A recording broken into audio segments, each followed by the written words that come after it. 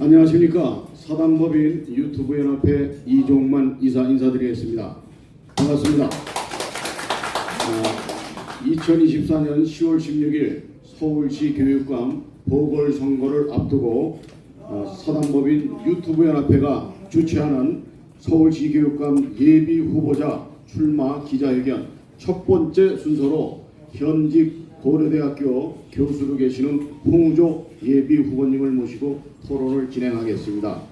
우리 이제 질문은 유튜브 연합회 방송 대표자들 또는 기자분들의 의견을 수렴해서 우리 카메라 출동 기자셨던 우리 이상로 유튜브 방송 대표님이 질문을 하시고 홍우조 예비 후보님께서 답변을 해주시는 이러한 형식으로 진행을 하겠습니다.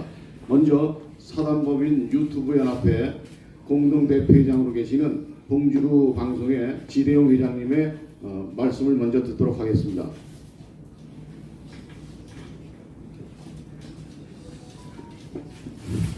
예, 반갑습니다. 그리고 오늘 우파 유튜브 후보 중에 한 분 홍우조 후보님 모시고 우리가 기자회견 한 것을 감사드리겠습니다. 자, 다름이 아니고 우리 아스팔트 유튜브가 시작된 지가 지금 7년 넘었습니다. 그런데 참 어려운 환경이 있습니다. 거의 다 지금 폭파 다 됐어요. 한 300개 이상 폭파됐는데 제가 2016년 11월 19일 서울역 1차 우리 박근혜 대통령 하야반대 집회에 나왔다가 지금까지 거의 매일 나와서 방송하는데 3번 폭파됐습니다. 15만 구독자가 지금 겨우 400입니다. 천하의 봉주루가 그래서 지금 어려운 환경에서도 우리 참 유튜브들이 나와서 방송하는 걸 고맙게 생각하고 감사합니다.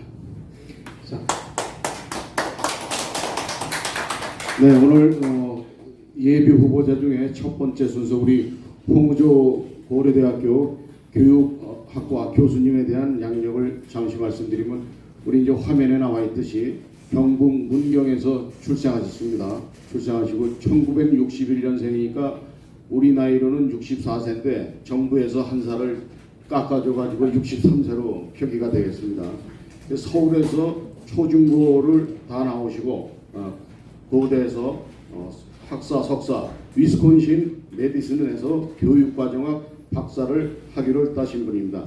또한 창의적이고 가장 혁신적인 교육의 미래 방향을 제시하는 아주 개혁적인 과감하신 우리 예비 후보자입니다. 지금부터 토론을 진행하도록 하겠습니다.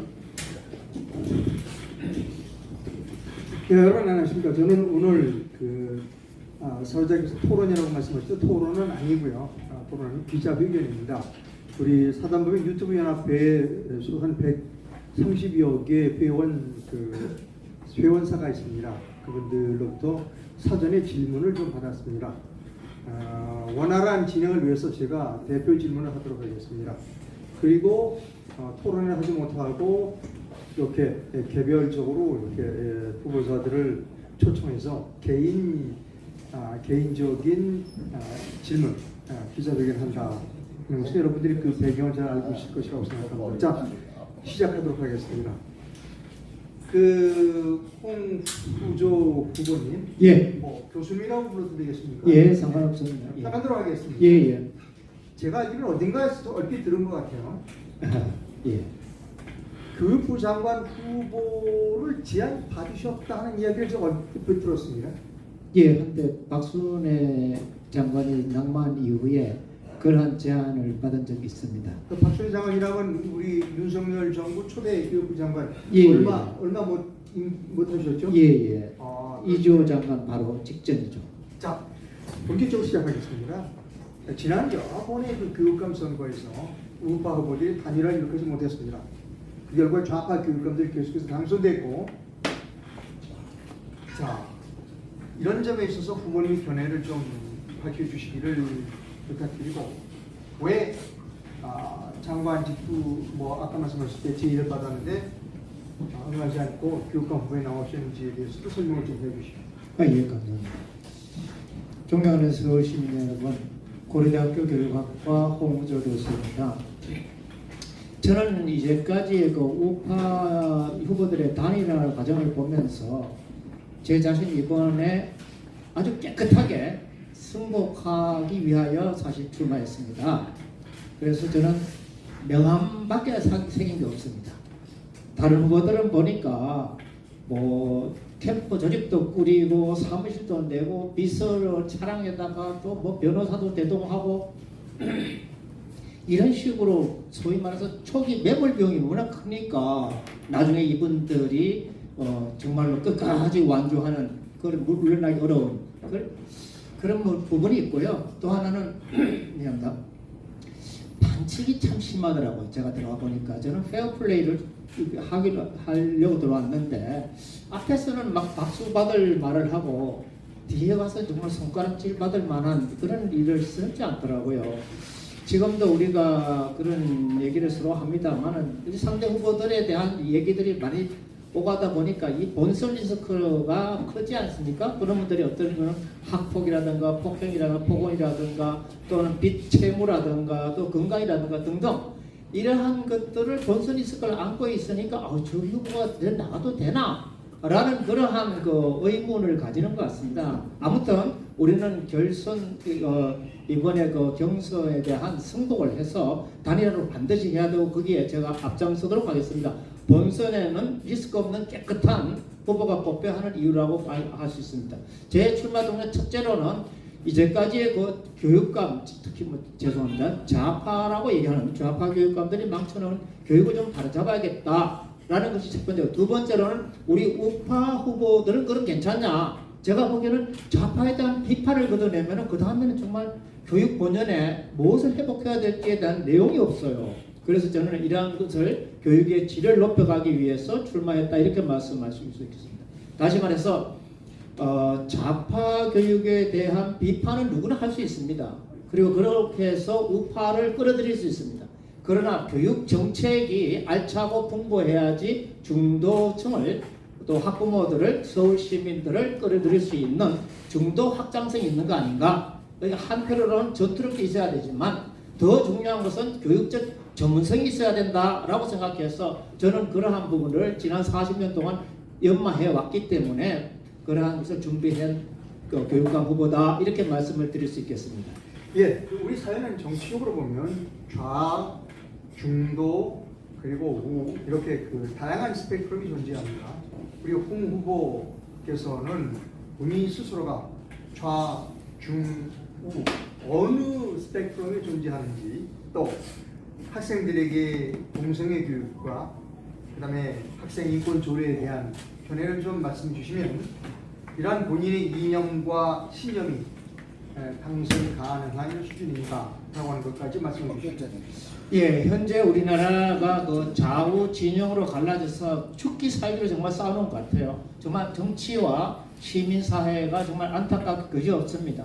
이러다가 정말 우리나라가 어떻게 되나 하는 우려들이 상당히 많습니다. 저는 교육이라는 것은 이러한 점에서 다시 말해서 정치로부터 좀 떨어져 있어야 된다 이렇게 생각합니다. 그래서 제 이번에 구호는 정치는 정치인, 교육은 교육 정책 전문가에게 맡겨야 한다. 저는 이렇게 봅니다. 그래야 미래 세대한테 우리가 새로운 기회를 열어줄 수도 있고 또 나라도 지속 발전 가능하다 이렇게 봅니다. 저의 그 입장을 말씀드린다면 저는 자유민주, 자유시장, 기본권 보장, 공평, 지속 가능한 발전, 복지 등의 가치를 추구하는 자유우파이고 친대한민국 애국 집단에 속한다 이렇게 말씀드릴 수 있습니다. 아까 동성애 말씀하셨는데 사실 동성애나 조기성애나 또 젠더 이런 것들은 개인과 사회를 병들게 하고 파괴하는 것입니다. 이를 두고 저희들은 뭐 교육학을 하기 때문에 유전이냐 환경이냐 이런 토론을 합니다. 토론하고 난데 꼭 제가 이제 마지막에 코멘트를 하죠. 이렇게 합니다. 보통 여러분 그 동성애에 대해서 뭐 이렇게 지지하는 학생들도 있고 그런데 젊을 때는 그럴 수는 있습니다만은 제가 보기에는 도덕윤리라는 것은 자기한테 가장 소중한 부모, 형제, 자매에게 적용됐으면 하는 것을 불특정 다수에게 학대 적용하는 겁니다. 여러분 혹시 동성애가 그리 좋다면 여러분의 부모, 형제, 자매에게 동성애를 권하고 그들이 바뀌어졌으면 그러면 서울시청 앞에 가서 엉덩이 까든 이렇게 할 수 있다고 봅니다. 저는 그렇게 얘기하면은 전에는 10년 전만 해도 학생들이 하고 수긍을 했어요. 근데 얼마 전부터는 학생들이 교수님 대자뷰 붙일 거예요. 대자보. 네. 그런 식으로 이틀막을 하는 거예요. 그래서 저는 이거 참 교육이 어떻게 이렇게 변했을까, 아이들이 왜 이렇게 사나워졌을까 이런 생각을 하고 있습니다. 그래서 저는 이러한 제가 교육적인 경험 같은 것들을 교육의 본질 회복을 염원하는 분들, 더구나 자유민주 옹호 핵심 세력이라 할 수 있는, 제가 보기엔 우리나라에 유일하게 남은 세력은 개신교 세력이 아닌가 어떨 때 그런 생각이 들더라고요. 그런 성도들을 비롯하는 친대한민국 세력들을 모두 저를 지지해 줄 것으로 저는 그렇게 봅니다. 그래서 교육 본질을 회복하기를 원하시는 분들, 그리고 진로권 교육을 바라는 분들, 수도 서울 교육이 나라와 세계를 선도하는 세계 인류 교육을 염원하는 분들의 염원을 안고 제가 출마했다, 이렇게 말씀을 드릴 수 있겠습니다. 학생인권 조회에 대해서는 어떻게 생각하세요? 아니, 당연히 폐지해야죠. 그건 학생에도 나쁘고 선생님에도 나쁘고. 학교에서는요, 이런 걸 써서 죄송합니다만 no discipline, no disciple라는 말이 있습니다. 다시 말해서 훈육이 없으면 제자가 없다. 한마디로 그렇게 말씀하시겠습니다. 그런 점으로 우리는 할아버지가 손주를, 또는 아버지가 자녀를, 또 삼촌이나 이모 고모가 조카 진료를 가르치듯이, 어때 그걸 가르칠 때는 좋게만 가르칠 수 없죠. 어때는 잘못하면 따끔하게 눈물이 쏙 빠지도록 할 때가 있어야 됩니다. 그렇기 때문에 훈육 없는 교육은 제자를 못 기른다, 저는 이렇게 봅니다. 자, 이제 교과서에 의해서 좀 여쭤보겠습니다. 예. 이제 우리가 초등학교 사회 교과서를 보면 예. 민중민주사관이 판을 치고 있다. 그렇죠. 라는 주장이 있습니다. 또 교사 선생님들도 예. 전교조 선생님들이 상당히 많이 그렇죠. 학교에 계신다. 예. 이에 대한 부분이 대책은 무엇인지 좀 말씀해 주시죠. 참으로 난감합니다. 저는 한 4, 5년 전부터 우리 저 뒤에 계십니다만 이메일 교수님이나 김병호 소장님 여러분들하고 또 역사학자 이런 분들하고 제가 두레수도원의 김준호 목사님의 도움을 받아서 계속해서 한 20여 차례 이런 이제 활동을 했어요. 그래서 우리나라 사회 또는 역사 교과서가 어떻게 되어 있는가를 사실을 살펴봤습니다. 제목을 좀 살펴볼게요. 예. 교과서에 나타난 역사 왜곡이라는 책을 쓰셨어요. 예. 교과서에 나타난 역사 왜곡이라는 또 책을. 이런 책도 있죠. 이 책은 제목이 이것은 대한민국 초등 사회 교과서가 될 수 없다. 예. 이것은 대한민국 초등 사회 교과서가 될 수 없다. 잠깐 설명해 주시죠. 왜 교과서가 될 수 없는지. 실제로 이런 책들을 보면은요, 기본적으로 민중사관학과 통일사관 등등 이러한 것들로 인해서 우리나라 역사가 실패한 역사로, 우리나라는 태어나지 말아야 될 나라인 것처럼 정말로 우리가 1945년에 제국주의에 의해서 그것이 이제 식민지가 다 이렇게 해방되면서 대부분의 나라들, 143개 대부분 나라들은 공산국가라든가 왕조국가로 또는 전체주의 독재국가로 다 걸로 회귀했거든요.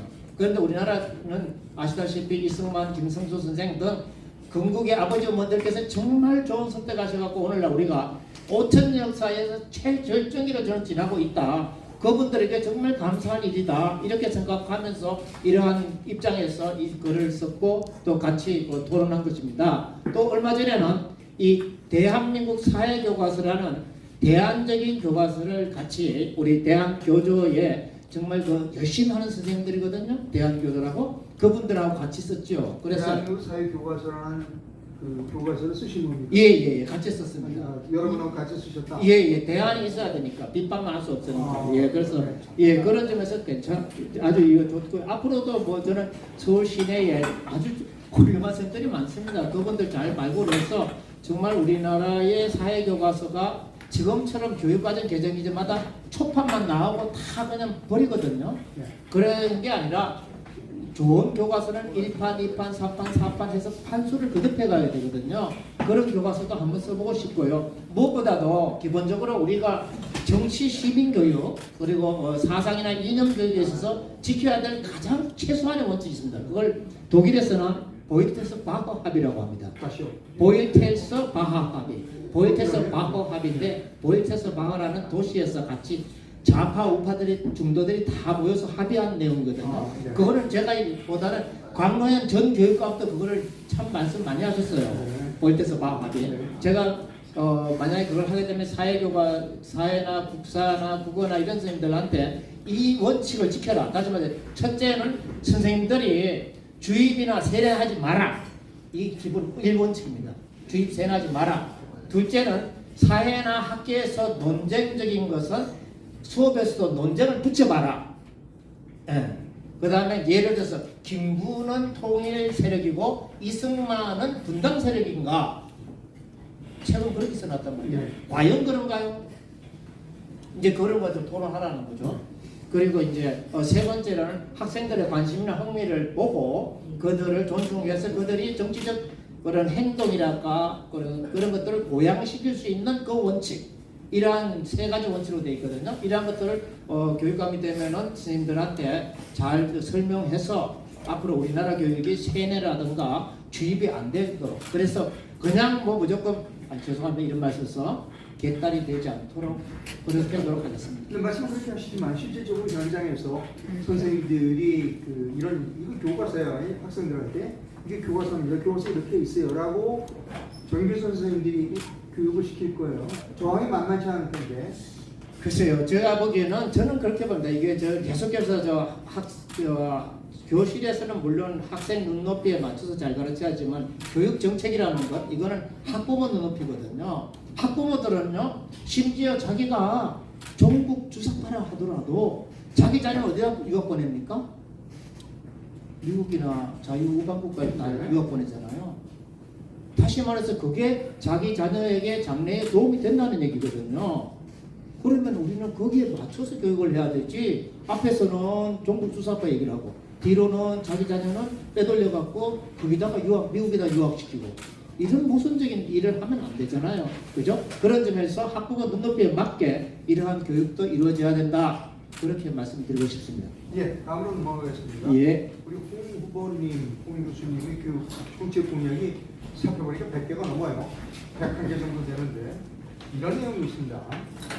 수도 서울 교육을 세계 으뜸 교육으로, 그것은 5 최만족 교육. 5 앞에 5자는 아라비아 숫자 5입니다. 5 최만족 교육이라고 말합니다. 아라비아 숫자 5가 들어가는 5 최만족 교육은 예. 무슨 뜻입니까? 저는 그 미래 세대와 나라를 살리는 서울 교육을 어떻게 해야 되는가에 대해서 지난 40년 동안 같이 고민해 오면서 그 중에 일부를 우리 서울 교육에 적용할 수 있게 101가지로 추려본 것입니다. 그래서 제 구호는 수도 서울 교육을 세계 으뜸 교육으로, 이때 5가지 최를 하는 것은, 첫 번째는 최대 포용입니다. 교육 약자들이죠. 학교 밖에 거리에 있는 청소년들, 또는 홈스쿨링 하는 사람들, 검정고시 하는 사람들 등등 이런 사람들을 잘 포용해서 최대한으로 포용한다. 예. 그런 점에서 최대 포용이고요. 그리고 그런 학생들도 우리 납세자의 자녀잖아요. 그런 점에서 동등하게 납세 혜택을 받도록 하기 위해서 가급적이면 바우처 제도랄까 이런 것들 좀 시범적으로 도입해 봤으면 합니다. 두 번째로는 최적의 학습 기회입니다. 아시다시피 다른 나라는 근대 과학 기술 문명에 대해서 이과, 수학, 과학, 기술, 공학, 이과 수업 시간이 50% 정도 됩니다. 전체 시간에. 문과는 한 30% 되고요. 예체능이 한 20% 되고. 근데 우리나라는 바뀌었습니다. 문과 수업이 50%고 이과 수업은 30%밖에 안 됩니다. 수업 시간이.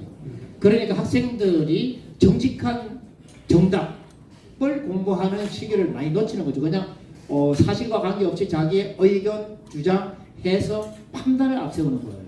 그러다 보니까 너무 성급하게 앞세우는 거죠. 그러니까 이렇게 지금 사회도 혼란스럽고 이렇게 그렇다고 봅니다. 그런 점에서 최적의 학습 기회에서는 이과 과목 수업 시간의 비중을 최소한 40%를 높여야 되는 거 아닌가 이렇게 생각을 하고요. 그리고 특히 일반계 고등학교에 지금 9개 학급이나 36개 학급이나 비슷비슷한 그런 초록동색의 그런 획일적인 교육 과정을 제공하고 있는데, 이걸 어떻게 권역별로 잘 묶어서 학교 간의 역할 분담을 해서 그 학생에게 선택과 집중의 진로별 학습 기회를 보장할 수 있을까? 이런 것들은 대의들이 다 사실 박사학위 논문으로 다 시뮬레이션 다 해봤습니다. 이런 것들은. 그래서 말씀을 드리는 겁니다. 그래서 최적의 진로별 학습 기회를 준다는 거하고 셋째는 최신의 방법입니다. 아시다시피 AI의 도움을 받아서 또 그린 스마트 학교 환경을 제공하면서 그러한 것들을 최신의 방법을 할 수 있겠고요. 넷째는 최고 잠재력 개발입니다.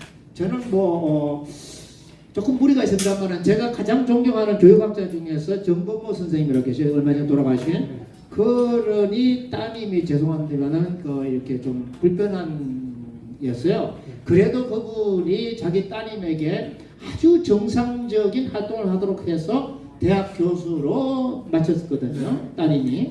그런 거 보면서 저는 야 우리나라도 장애인이라든가 그런 어떤 어려움을 겪는 특수화들도 보통화 정상화로 또 올릴 수도 있고 그래서 그런데 장영희 교수 같은 분이 그랬잖아요.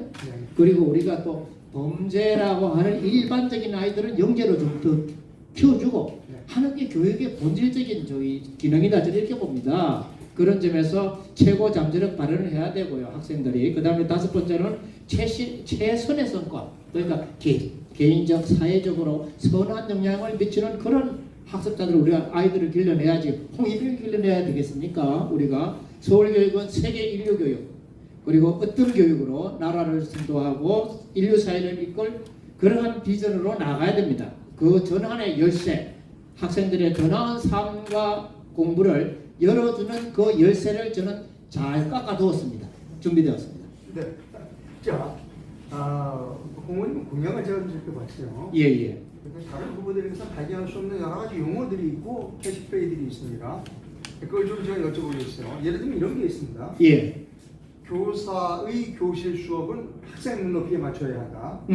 근데 교육감의 교육 정책은 학부모 눈높이에 맞춰야 된다. 예. 그러니까 다시 말씀드리면 선생님들은 학생 눈높이에 맞춰야 하고 교육감은 그 학부모 눈높이에 맞춰야 한다 하는 슬로건이 있고요. 예. 또 서울 학생 재능 인증제, 또 IB를 넘어 KB화로 바우처 제도, 디지털 쉼표, 예. 학생 성장 절대 평가. 조금 처음 접근하는 슬로건과 용어들이 있어요. 예. 뭐 시간이 가는 대로 조금씩 좀 설명해 주십시오. 예. 말씀하신 대로 교육감은 학부모 눈높이입니다. 여러분 생각해 보십시오. 어느 학부모가 자기 집에 서가에다가 생생한 성행위 장면, 동성애끼리 동성끼리 키스하는 장면, 또 뭐 콘돔 사용법 등등 이러한 것들이 들어있는 사진이나 이런 그림을 가진 그런 책을 자기 서가에 꽂아둡니까 부모가? 그렇진 않겠죠. 그렇죠. 네. 자, 저는 그 학부모 눈높이 그런 거라고 봅니다. 학부모님들이 그러든지 제가 만약 교육감이 되면 제일 먼저 첫 번째 할 사업은 한 달 동안 기회를 주겠습니다. 예를 주겠습니다. 지금 17개 공공도서관이 있고 그리고 학교마다 도서관이 있고 그리고 학급마다 학급 문고가 있어요. 자, 각각 도서관장, 학교장 그리고 담임선생님은 이 개정 교육과정에 따라서 온전한 또는 안전한 성교육 이상을 넘어서는 폐폐적이고 문란한 그러한 것을 가르치는 책들은 다 끌어내시오. 그리고 전시하시오. 그리고 그동안 우리가 학부모들에게 학생들을 잘못 가르쳤으니 학부모들에게 시민들께 사과를 해야 됩니다. 지금 아이들이 결혼도 안 하겠다, 출산도 안 하겠다, 다 교육의 결과거든요. 그런 점에서 이러한 것들을 여러분은 어떻게 생각할지 모르지만 저는 그 일부터 처음에 시작할 것입니다. 두 번째로 서울 학생 재능 인정제는 보통 우리가 S 디플로마라고 이렇게 영어로 표현할 수 있는데 이것은 뭐냐 하면은 어떤 학생이 12년 동안 일기를 썼어요. 그러면 일기를 쓰는 건 나의 일기지만 우리는 그런 학생들을 키우고 싶은 거예요. 그럼 우리가 그걸 장려해야죠. 어떤 초등학생이 생명을 좌우하는 유일한 운동은 수영을 50m 했어요. 그럼 얘는 이제 뭐 세월호 심지어 그런 사고가 나더라도 안전하겠다. 우리가 그렇게 인정을 할 수 있는 거예요. 마찬가지로 올림피아드라든가 또는 뭐 이 기능올림픽 등등에서 또는 뭐 국가직무능력표준 NCS나 이런 데서 높은 성취를 했을 경우 우리가 생활의 달인처럼 그런 학생들을 격려하자는 겁니다. 그래서 우리가 공산주의나 사회주의는 지시나 명령으로 하지만 우리는 우리 체제가 우수한 것은 그런 인센티브를 줘서 자발적으로 학생이 상향 성취하도록 그렇게 하는 제도가 바로 서울학생 재능 인증제다 이렇게 말씀을 드릴 수 있고요. 그 다음에 이제 IB를 KB하다. IB는 사실 뭐 2004년부터 제가 우리나라에다가 퍼뜨리기 시작했는데 지금은 제 제자들이 다 나와서 각 학교에도 설치하고 또 이렇게 전국에 전도사가 돼서 대구교육청, 제주교육청은 다 제자들이 다 하고 있습니다만은 제가 IB를 처음 소개했음에도 불구하고 IB는 고등학교 DP가 제일 좋고요. 그 다음에 중학교 MIP가 그 다음에 좋아요. 초등학교 PYP는 사실 품질이 많이 떨어집니다. 그래서 저희 죄송한데 아이디가 뭐예요? 인터내셔널 바ccalaurea라고 그래갖고 세계적으로 죄송합니다. 떠도는 학생들 있잖아요. 그러니까 외교관, 주재원, 상사원 이 자녀들에게 어떻게 옮겨다니기 때문에 국제 교육의 표준을 세우는 교육 프로그램이 IB입니다. 인터내셔널 뭐예요? 바ccalaureate. 바ccalaureate. 바ccalaureate. 그래서 그거를 우리가 지금은 한 1968년부터 시작됐기 때문에 전 세계적으로 가장 우수한 프로그램으로 우리가 칩니다. 특히 대학에서는. KB는 뭡니까? KB는 코리안. 코리안 바ccalaureate. 우리도 그거 이상으로 좋은 프로그램을 만들자 이런 뜻으로 이렇게 말씀을 드린 거고요. 다만 제가 아까 그 MIP가 이제 좀 좋은데도 불구하고 문제가 있다 하는 것은 이런 거예요. 가령 이 사람들이 장사 속으로 IB를 공산주의 국가에도 팔아먹기 위해서 리버티라든가 프리덤을 안 가르쳐요. 그리고 이슬람 국가에도 팔아먹기 위해서 휴먼 라이트죠. 그러니까 인권이라든가 여성 인권에 대해서 안 가르쳐요. 세 번째로 빈부격차가 심한 그런 전체주의 전체주의 국가에서도 하기 위해서 에코티라 하는 공평 같은 개념을 안 가르쳐요. 그래서 우리는 거기 함정에 빠지면 안 된다. 그러면 역사나 교육이 왜곡되기 때문에 우리는 그러한 것들을 반드시 포함해서 가르치자 하는 것이 바로 제가 IB를 주창한 또는 IB를 소개한 사람으로서 지금까지 IB에 대한 평가이고요. 그래서 KB화해야 된다 말씀을 드리고요. 디지털 심표는 그런 거죠. 뭐 학교에다가 청청에다가 또는 뭐 학급별로 유선전화, 비상전화를 두고 대신 학생들이 일과 중에 SNS 중독이나 이런 게 안 일어나도록 가급적이면 프랑스나 또는 뭐 여러 나라에서 지금 중학생까지는 가급적 그걸 못 쓰게 하잖아요. 일과 중에 우리도 이제 그런 디지털 심표를 갖자는 거예요. 또 학부모들도 아마 좋아하고 그럴 것 같습니다. 그래서 핸드폰 사용을 일과 중에 좀 시작 이런 얘기고요. 마지막으로 학생 성장 절대평가라는 것은 저는 항상 그런 생각을 하고 있어요. 저도 그렇고 뭐 공무원들도 그렇고 다들 그렇지만은 학생에게는 시험이 공부입니다. 맞죠? 학생에게는 시험이 공부입니다. 그렇기 때문에 우리는 디지털 시대에 학생이 더 스마트해져야 됩니다. 그래서 저는 서울에서의 그런 서술형, 논술형, 수행형 평가하고요. 학기 중에 치고 그 다음에 여름 방학 때 선생님들이 채점하면 되거든요. 그렇게 또 이 전국 단위에도 그런 시험을 치고 또 국제 학력 비교 평가에서 그렇게 쳐서 지금은 서울이요 또는 우리나라가 아프리카 국가를 포함해서 상위권에 있다 이렇게 아주 이렇게 두루뭉실하게 넘어갑니다. 근데 제가 보기엔 그게 아닙니다. 2017년 이후로 계속 하향을 하고 있습니다. 계속 뒷걸음질 치고 있어요. 우리나라 학력이. 그래서는 안 될 것입니다. 상하이나 싱가포르를 보세요. 우리는 서울교육은 충분히 상하이, 싱가포르 이상으로 학생들의 학력을 높여줄 수 있다 저는 그렇게 보고 있습니다. 그러니까 학생들 학력을 높이기 위해서 그 평가를 자주 그리고 정확히 하자 이런 말씀이십니다. 좋은 고품질의 서술형 평가. 예를 들어서 초등학교 1학년 같으면 단어를 받아쓰기 하잖아요. 네. 그 다음에 이제 한 문장으로 답을 하잖아요. 네. 그 다음에 한 문단으로 답하고 그 다음에 서론, 본론, 결론 답하고 그 다음에는 기성정 결론 답한단 말입니다. 네. 이러한 식으로 학교 그저 올라가면서 우리가 그 학생들에게 그러한 능력, 사고 능력이라든가 이러한 것들을 길러줘야 됩니다. 비판적 사고 능력, 창의적 사고 능력 그걸 기르기 위해서 학생 성적 자꾸 잘한다는 거죠. 성적 절대 평가를 하자는 거예요. 그냥 자기 인위 평가가 아니라 선생님들의 인위 평가. IB가 아까 좋은 점이랄까, IB가 우수해진 것은 자기가 낸 시험 문제라든가 자기가 한 채점이 전 세계적으로 다 공개돼요.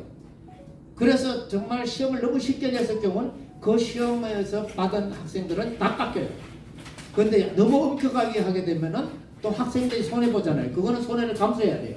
그렇기 때문에 IB가 전 세계로 좋아진 것은 전 세계적으로 공개했기 때문에 채점이라는 출제를 그런 식으로 우리도 그렇게 갈 수 있다 이렇게 말씀을 드리는 겁니다. 자, 바우처 지도에 대한 언급이 좀 부족하셨어요. 예. 그 바우처는 아까도 말씀드렸지만 우리가 이렇게 보면은요, 지금 뭐 학교 밖의 청소년들이 대체로 연 5만 명씩이나 된대요. 그리고 사실 대안학교를 가든지 홈스쿨을 하든지 또는 뭐 종교계 분술학교에 가든지 또는 뭐 검정고시를 학원 다니든 그런 학생들도 공부하고 학습하는 상황에 있을 때 우리는 그들을 못 보채해야 되냐? 저는 아니라는 거예요. 그런 점에서 학습 비용을 우리가 좀 도와주고 또 어떤 경우는 예를 들어서 고등학생이 됐는데 집이 가난해갖고 한 번도 해외 못 나가봤어요. 그럼 첫 여권, 첫 해외 탐방은 누가 도와줘야 될까요?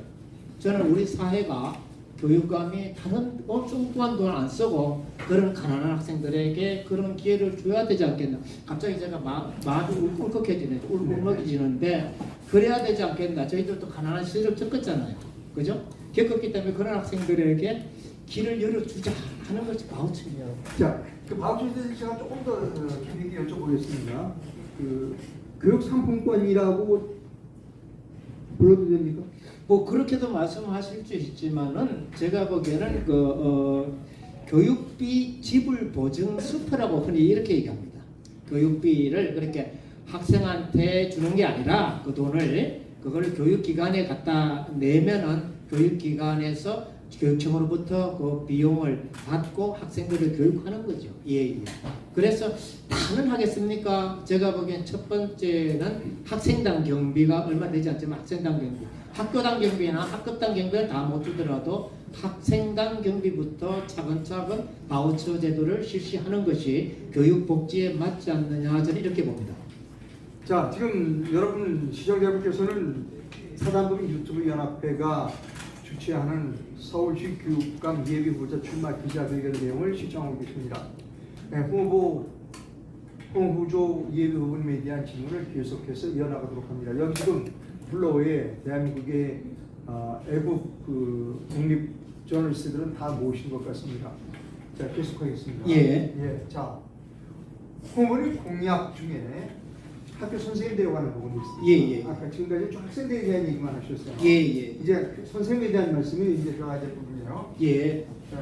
무수하고 여기가 있는 선생님, 또 교직원, 공무직을 경력했다. 네. 무슨 뜻입니까?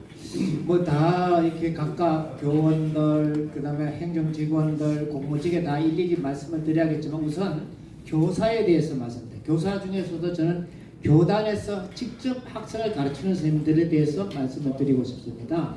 제가 교육학을 공부하면서 헛소리를 안 하기 위해서 허공에 뜬구름 잡는 얘기를 안 하기 위해서 젊을 때 산업체 부설학교라는 아주 열악한 환경에 여고에서 신의여고라고 여고에서 2년간 교무부장 교사를 했어요. 그때 이제 교감선생도 안 계셨기 때문에 제가 교감을 대리했는데 그때 제가 선생님한테 부탁을 했어요. 한 손으로는 교과 수업 지도하시고 다른 한 손으로는 학생생활 진로 지도를 하십시오. 다른 모든 외부에서 오는 공문이나 지시 같은 건 제가 다 받아내겠습니다. 라고 하면서 선생님한테 본업 충실을 하십시오. 라고 제가 주문을 했습니다. 잡무를 없애드리겠습니다. 그렇습니다. 그래서 그럼 잡문 누가 했냐? 제가 처리했죠. 매일 똑같은 학교 이름이 뭐냐, 주소가 어떻게 되냐, 학급이 몇 단고 학생이 몇 명이냐 하는 건 똑같은 얘기잖아요. 전설했더니 다 집어넣었어요. 그래서 경기도 교육청으로부터 혼나기는. 그래도 저는 그 교사는 본업에 충실해야 된다고 봅니다. 그리고 제가 보기에는 언젠가는 공문도 생산하는 사람들이 줄어야지 사실은 공문이 없어집니다. 공문을 생산하는 사람들이 학교 밖에 얼마나 많습니까? 우리나라 보면 국교위, 교육부, 17개 시도교육청, 176개의 교육지원청, 360여 개의 직속기관, 거기에 무수하게 많은 교육 분야의 소위 목소리가 큰 분들이 거기 있어요. 그러니까 학교에서 교사와 학생이 가르치고 배우는 이러한 것들은 뒷전이에요. 다시 말해서 어떻게 거꾸로 된 거죠. 주객이 전도된 거죠, 우리가. 그런 그 교육 현실을 좀 바꿔야 되지 않겠나 저는 그렇게 봅니다. 그래서 우수하고 열의 있는 선생님들이 보통 우리나라는 그래요. 특히 공립학교, 공립학교 선생님들 같은 경우는 15년 차에 장학사 시험을 치잖아요. 그러면 수업을 떠나서 학생을 떠나서 교실을 떠나서 학교를 떠나서 거기 나가갖고 교사로 있으면 평생 공무원 7급 대우 받거든요. 그분들이 나가면 이제 6급, 5급, 4급, 3급 이렇게 올라간단 말이에요. 네. 교육배 가면 1급까지 있으니까. 자, 학교를 떠나야지, 학생을 떠나야지 우수하고 열의 있는 분들이 대접을 받는다면 나라도 그 길을 가겠어요. 그러나 우리는 우수하고 열의 있는 선생님들이 학생 옆에 있어야 된다고 봐요. 저는 그러한 그 교직 본연의 교사 본업에 충실한 선생님들을 격려하고 또 그렇게 하는 방법을 시범적으로 특히 뭐 사립학교는 그렇게 할 수 있거든요. 좀 격려를 해볼까 그렇게 생각을 하고요. 또 한 가지는 지금 교장 공모제라고 있어요. 그게 공모제. 예, 맞아. 맞습니다. 교사를 교사를 끌어올려 갖고 이렇게 예. 벼락으로 이렇게 그 출세하는 편이 네. 있는데 교장을 맡기는데 아니 교감을 안 붙이다 보니까 마치 소대장 하다가 저기 뭐랄까 연대장 이상 또는 뭐 그보다도 사단장을 하는 거죠 보면. 이랬어야 되겠습니까? 그러니까 무엇이 어려운지를 모르고 제대로 학교 업무가 어떤지 모르고 교감도 안 붙이자 학교에서 교감 보통 악역이라고 하거든요. 네. 교장 선생님은 이렇게 하고 교감 선생님 악역인데 그 교감을 안 붙이니까 학교 업무를 잘 모르는 거예요. 그래서 지금 교장 공모제를 하는데 저는 그렇게 보지 않습니다. 교사로부터 교감을 공모하고 교감들 중에서 교장을 공모하고 이게 합리적이고 좋은 거잖아요. 그래서 저는 교감 공모제도 한번 도입해서 이렇게 차근차근 선생님들이 그러면서 또 어떻게 보면 점수 따는 대로가 아니라 좀 정말 잘 가르치는 분들, 아이들을 잘 가르치고 또 선생님들 간의 융화를 잘 하시는 그런 분들을 격려해서 그런 분들로 하여금 교감이 되게 하고 나중에 교장이 되게 하는 그러한 것도 한번 해보면 좋겠다 이렇게 제안을 드리는 겁니다. 예, 여러 번 말씀하신 것을 제가 기억을 하는데요. 부모님께서 교과안에 진로 지도를 처음 제창하여 교과서가 고쳐지는 등 내가 많은 성과를 이뤘다고 말씀하신 일이 있어요. 무슨 내용입니까? 예, 우리나라에서 사실은 교육의 최종 그러니까 모든 학습자의 공식적 최종 교육은 직업 준비 교육입니다. 그 사람이 중학교를 나왔던 그다음에 고등학교를 나와서 사회에 나가든 대학 또는 대학원을 나와서 사회에 나가든 최종 교육은 직업 준비 교육이거든요. 그 직업 준비 교육을 하는 데서 제일 중요한 게 내가 사회에 나가면 첫 직업이 뭔가를 생각하고 그 첫 직업에 준비하는 과정이 있어야 되는 거예요. 근데 지금 우리나라에는 중학교 나와서 사회에 나가는 학생 또 일반계에 나가서 사회에 나가는 학생 그런 학생들은 사회에 나가면 얼마 못 버텨요. 왜? 직업 기술이 없기 때문에.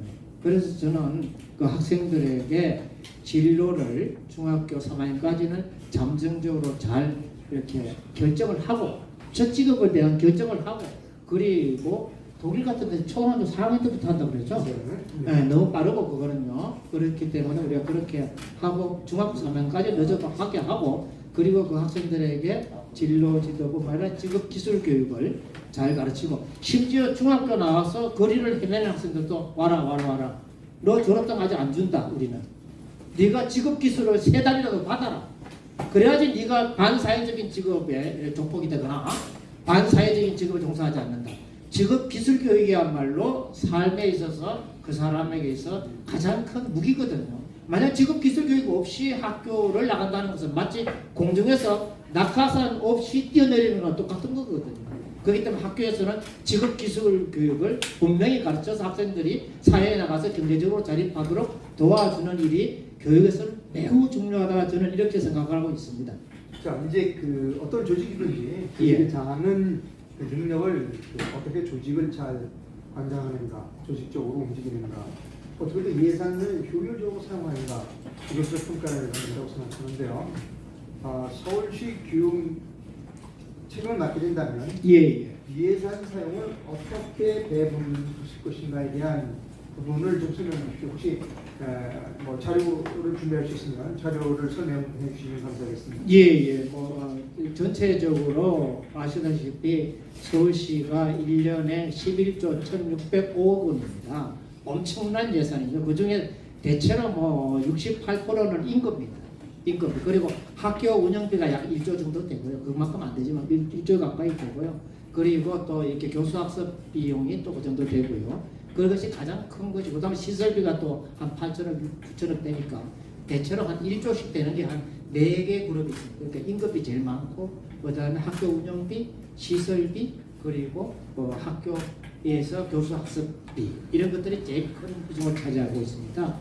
그런데 제가 보기에는 그리고 신문에서 이런 말 봤지만은 학교의 그런 교부금이 지방 국세의 20.79%죠. 그러니까 계속 우리나라 경제가 크면 클수록 교육 예산을 점점 막 불어난단 말이에요. 그러니까 학교가 감당할 수 없을 정도로 돈이 많아요. 지금. 그런데 아까 제가 보기에는 그런 학생들, 고등학교 때까지 여건 한번 못 만들어 본 학생들, 이런 또 이렇게 학교를 잠시 떠났다고 해서 그 학생들이 학습 기회를 못 얻는 학생들, 이런 것에 대해서 저는 다시 한번 보고 초점을 맞추고 선심성 예산, 예를 들어 패드를 준다든가 뭐 이렇게 해서 아이들한테 오히려 SNS 중독을 불러일으키든가 이런 것보다는 선심성 예산을 삭감하거나 아니면 아예 삭제하거나 해서 가급적이면 본업에 충실하는 그러한 교수 학습 지원에 초점을 맞추고 또 저소득층의 그 자녀들의 학습비를 지원하는데 우선권을 두려고 그렇게 생각하고 있습니다. 좀 더 이렇게 예산에 대해서는 우리 제자 또는 주변에 있는 분들하고 많이 논의를 해서 다음번에는 훨씬 더 분명한 것들을 보여드리기로 하고, 지금 아마 조금 그 기본 원칙만 이렇게 하면 좋겠다라고 기본 원칙만 이렇게 세웠습니다. 그래서 좀 더 상세한 것들은 하기로, 가장 기본은 원칙이죠. 원칙을 잘 써야죠. 선심성 예산 삭감하거나 삭제한다. 기본입니다. 예산이 나면 중앙정부로 그 예산을 반납할 수도 있다. 그게보다는 저는 지금은 교부금 자체를 거기서 불용 예산이라 하더라도 웬만큼 자꾸 쓰게 돼 있어요. 그러니까 아니면 빚을 갚거나. 네. 예. 그런 점에서 제가 보기에는 또 뭐 반납 이런 거는 없는 줄 알고 있습니다. 그래서 그 지방의 그런 교육청이나 이런 데에서 갖고 있는 채무를 갚는다든가 또 이런 일에도 쓰고 그런 줄 알고 있습니다. 예. 자, 아까 모두에도 말씀을 주셨습니다만, 예. 저희는 다른 사람에 비해서 뭐 부서수에 오른다든가 리스크가 있지 않다 이렇게 말씀을 하셨어요. 사람들은 다 약점이 있지 않겠습니까? 예. 본인의 혹시 약점을 포함해서 지금까지 말씀 주시지 않은 부분 내용을 좀 설명해 주십시오. 글쎄요, 저는 약점 없는 약간 이 사람이 있겠습니까? 없죠. 그렇죠. 네. 사실 들여다보면 볼수록 네. 자기 자신의 부족함을 많이 느끼죠. 제 같은 경우는 내 주제에 고려대학교 교육학과 교수가 해도 가분한데 뭘 이런 생각을 또 해봅니다. 그리고 또 네. 동료들도 지금 이제 정년 얼마 안 남았는데 편하게 살지 뭘 그렇게 가시밭길에 들어가려고 하느냐 이런 말을 듭니다. 그러나 저는 이제 수년 전만 하더라도 제자들이 많이 있었고 그래갖고 그 제자들에게 도움을 주기 위해서 나는 아직은 교직을 또는 연구실을 떠날 때가 아니다 이렇게 생각을 했는데, 워낙 요즘 교육 환경이 이렇게 악화되다 보니까 구원투수로도 나야겠다 이런 마음으로 지금 섰고, 그래서 제 약점은 아무래도 연구실에서 저보다 이상적인 연구 개발을 너무 많이 했다는 거. 네. 그게 연구를 너무 많이 하셨다. 그게 약점이라고 할 수 있습니다. 왜냐하면 제 저서나 논문이나 또는 특히 우리 제자들과의 거의 같이 쓰다시피 한 연구 논문 이런 것들은 정말로 우리 분야에서는 상당히 주옥 같은 것들이 상당히 많습니다. 제 자랑이 아니라 제자 자랑입니다. 연구를 실무에 한번 실제 적용을 해서 그래서 저희들은 제가 공부하는 것도 교육과정 분야에서 교육과정 기준 개발입니다. 그래서 상당히 현장 지향적입니다. 그래서 페이퍼를 쓰면 그게 팔러시가 되고 팔러시가 다시 프로그램으로 구체화될 수 있도록 그렇게 공부한 것이 제 학문적인 여정이었지 않나 그렇게 봅니다. 혹시 뭐 중고등학교 수업 시간에 예, 그 교실을 방문해 보신 일이 있으십니까? 제가 사실은 재능 차원에서 네. 학교에 가서 그러한 특강 같은 걸 좀 합니다. 네. 그래서 학교에서 학생들의 행태라든가 행동이라든가 자세라든가 태도 이런 걸 자주 보죠. 그리고 저희 제자들이 다 학교 선생님입니다. 대부분 박사과정, 석사과정 제자들이요. 대부분 다 선생님들이고 그래서 매일 오늘 선생님, 교수님 오늘 이런 일이 일어났어요. 저런 일이 일어났어요. 와서 듣는 게 다 그런 얘기입니다. 저희가 경험한 걸 좀 말씀드릴게요. 예. 제가 이제 몇 년 전에 모 고등학교에 예. 고등학교에 일일 교사 그렇죠. 했던 일이 있어요. 맞아요. 깜짝 놀랐습니다. 예. 그 학급에 한 30명 정도 학생이 있었어요. 예. 30명치 안 됐던 것 같은데 예. 대부분이 자요. 아하. 예. 제가 직접 경험한 거니까 예. 반 정도 3분의 1 정도가 자는 것 같았고 3분의 1 정도가 다른 일을 하는 것 같았어요. 제가 하는 이 수업에 관심을 갖고 집중하는 학생은 3분의 1 정도? 그것도 많이 하셨네요. 그러니까 제가 그 강의를 잘못해서 본 겁니까? 아니면 일반적으로 학교가 그런 지금 상황입니까? 지금 제가 알기로는 소위 말해서 학생 인권 조례 이후로 그리고 무시업, 무과제, 무훈역 이후로 학교는 먹고 놀고 자는 것으로 저는 그렇게 변했다고 봅니다.